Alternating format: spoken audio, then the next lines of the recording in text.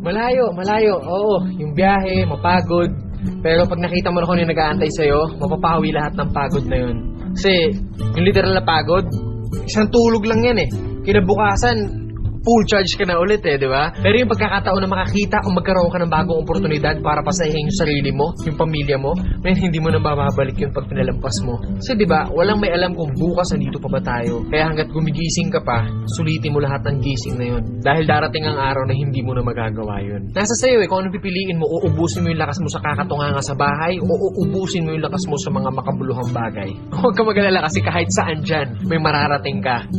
Alam mo na yun. Hindi, ganito kasi yan. Dahil lang alam mong matagal at mapapagod ka, hindi ka natutuloy. Tsong wala kang mararating kung hindi mo pipihitin yung susi sa loob ng ulo mo. Gaano man kataas ang pangarap mo sa buhay, huwag kang matatakot sa pagod at sakripisyo dahil parte yun eh. Hindi ka makakakain ng kanin kung hindi mo sasaingin. Hindi ka makakakain ng ulam kung hindi mo lulutuin. Lahat ng bagay kailangan kilusan mo muna sa umpisa. Hindi tatakbo sa sasakyan kung hindi mo sususian. Kung hindi mo lalagyan ng gasolina, hindi yun tatakbo sa kung saan mo siyang direksyon dapat dalhin.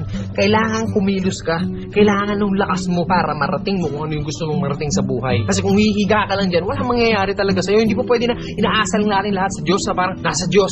Lagi kong idadasal sa Diyos. Hindi po pwede yun. Sabi nga nila, di ba, nasa Diyos ang awa, nasa tao ang gawa. So depende yan sa'yo kung ano yung gusto mong kilos. Sabi nga, work smart, not hard. Hard work yung ginagawa mo, pero sablay naman yung mga diskarte mo. Wala rin mangyayari, di ba? Smart move yung ginagawa mo, pero suwabe lahat. Kailangan mo lang talaga gamitan ng tamang isip at tamang puso sa lahat ng bagay. Ang pangarap, para kang nagtatanim ng puno. Malaki pangarap mo, malaking puno yung kailangan mong itanim. Hindi naman pwede maghukay ka ng mababaw lang. Hindi naman pwedeng konting tubig lang yung ididilig mo dyan. Kung gusto mo ng malaking puno, malaking trabaho ang kapalit nun. At nasa sayo yun. Then pag nagbunga na yun, hindi po pwede na hayaan mo na lang bumunga yun dyan. Hindi. Kailangan pa rin ng maintenance. Ganun din sa atin. Kung ano yung marating natin, nandoon na tayo sa taas, hindi po pwede na lantutay ka na nandun sa taas. Pag hindi mo diniligan yung puno, magbunga man siya, isang beses lang, hindi sa susunod hindi na ulit. Ganun yung pwedeng mangyari pag pinabayaan natin kung ano man yung narating natin sa buhay. Mawawala lahat sa'yo. Sayang yung oras. Oras kasi ilang oras lang ang binigay sa atin dito sa mundo. Depende sa atin kung saan natin yun nilalaan. Huwag ka matakot sa pagod kasi yung pagod, isang tulog lang yan. Bukas, malakas ka na ulit. Matakot ka sa oras na sinayang mo. Kasi pag lumipas yan,